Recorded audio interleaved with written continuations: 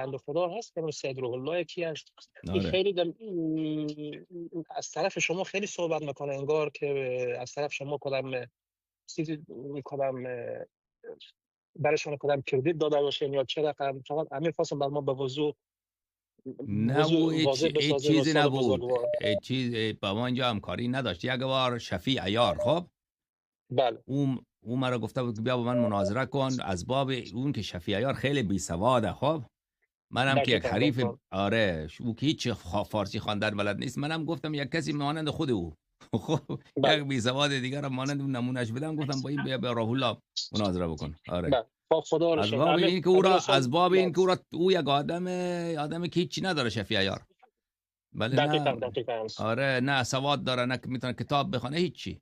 آره من از این دقیقاً. بابت گفته بود این ظاهرا فکر کرده که این نماینده منه، این نه بابا این نماینده من نیست، این بنده خدا بله هیچی هم چون نیست. خیلی آره